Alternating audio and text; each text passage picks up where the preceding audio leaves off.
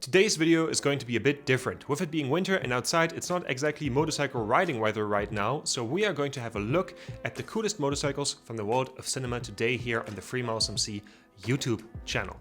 I gave myself some rules for that. It must be real motorcycles. So the Lawmaster from Judge Dredd is out of that. I'm sorry. And also the bike needs to be involved into the plot of the movie or must be uniquely recognizable in the movie. And it's my own personal list based on my movie and motorcycle taste, and with that, let's go. And we are starting the list pretty strong with Ducati Sport 1000 Monoposto from the opening scene of Tron Legacy. One of the most beautiful modern classic bikes released in 2006, Ducati was definitely ahead of the trend with this one. We are firstly introduced to this bike with a transition shot showing the bike almost dancing through traffic in a tunnel, and then right after getting into a police chase, while the Ducati Sport 1000 is transporting in the scene the message that Sam Flynn carries a part of his deceased father in him. As the opening scene, a Ducati 750 SS is shown that inspired the Ducati Sport 1000 Monoposto. And also this scene with this motorcycle inspired a lot of people to pick up motorcycle riding as a hobby, and just the escape with the Ducati switching off the lights and jumping off of the on-ramp, just iconic, well deserved in this list.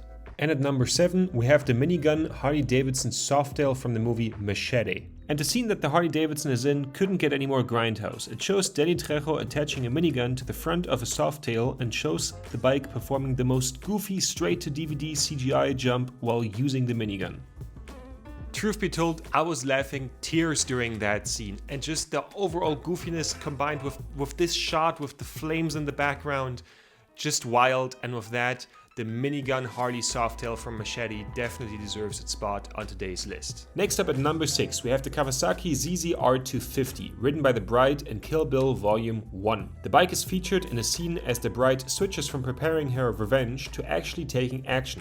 She goes from being in hiding to traversing Tokyo on the hunt for Oren Ishii on this beautiful small cc sports bike. The bike has in some form been produced since 1986 up until 2007 in some markets, with both the bike and the suit being inspired by Bruce Lee's look from the movie Game of Death. And all that while western music is playing, making it feel like cowboys riding to a showdown. While the antagonists, the Crazy 88, are riding beautiful Yamaha FZ400s with katanas on them.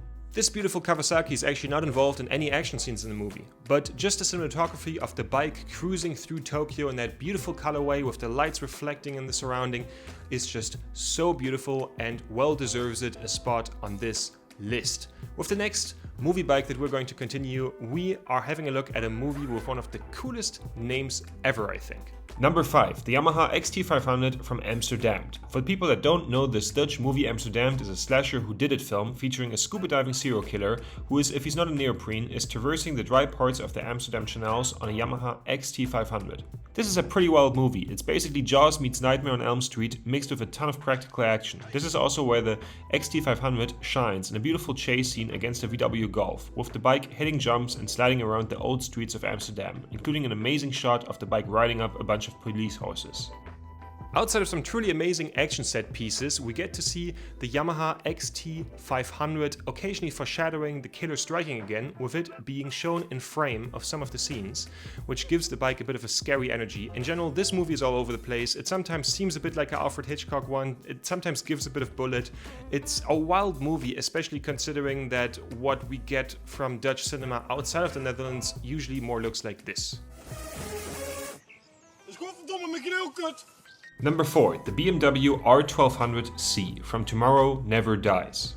I think more people remember this bike from this movie in specific, especially with some of the design choices of the BMW R1200C being a bit questionable.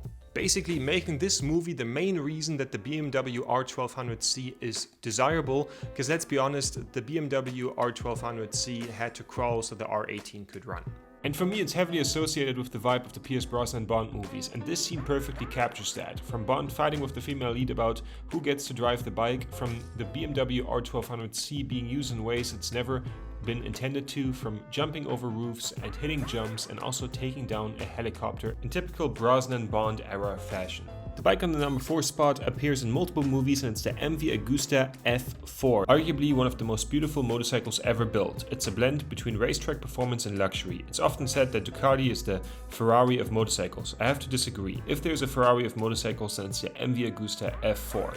And very fitting, Bruce Wayne rides one when he's not busy riding the bad bike. Also, Angelina Jolie's character in the car theft flick Gone in 60 Seconds rides this beauty of a machine.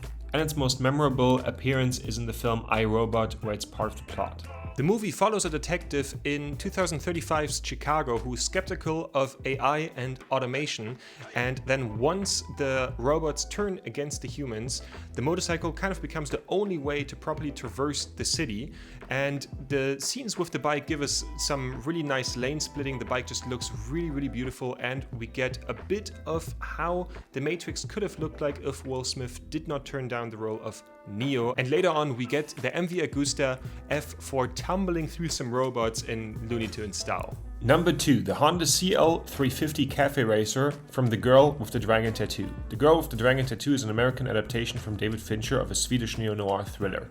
The Honda CL350 is ridden by the main character Lisbeth Salander, who's a hacker that helps a journalist solve a 40-year-old murder. The custom-built Honda 350 with clip-ons and semi-off-road tires has a very gritty appearance, which really fits the character and the overall tone of the movie. Also, we see Lisbeth Salander commute on her Honda CL350 through the cold winter streets of Stockholm, which is very aesthetically pleasing, and the way the movie shows it, it gets the closest of owning one of those motorcycles in a city, driving a retro bike or a modern retro.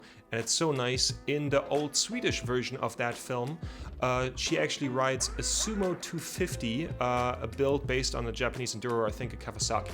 The movie ends with a climactic chase scene where the cold of the Swedish winter can almost be felt through the screen, with that really well fitting the vibe of the movie. Also, the two main characters are bonding over the shared passion for motorcycles, with a pretty sad ending that Lisbeth buys the journalist Blomqvist an expensive motorcycle jacket only to find out that he's in a relationship, taking the only warmth of this dark, disgustingly themed movie away. Also, with this one I have to say viewers' discretion is advised. Scandinavian movies already don't fuck around, and this one is an adaptation by David Fincher, as in 7 David Fincher. Don't watch this if you don't want to ruin your day. But anyway, this movie makes the Honda CL350 one of the coolest movie motorcycles. And on number 1, the Captain America chopper from Easy Rider. Due to the cultural significance of the movie, a well-deserved place on our list.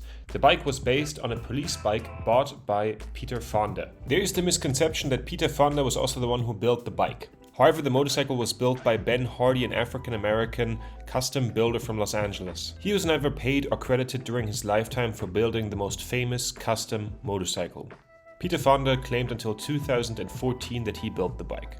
The other motorcycle, Billy's bike, was built by Cliff Voss, a motorcycle builder and civil rights activist, and shows very clear inspiration from black motorcycle culture from the time. A lot of documentation on black motorcycle culture from that time was erased. That's also why they're not credited for their work in the movie. With the movie ending with one of the lead characters getting shot off their motorcycles for their way of life, which highlights that the 60s were not this golden age of tolerance for hippie and alternative culture that some people tend to idealize it as. I recently actually had the experience that the dad of a friend went to me and told me that the motorcycle experience that Easy Rider showed is now dead because of regulations and society having changed.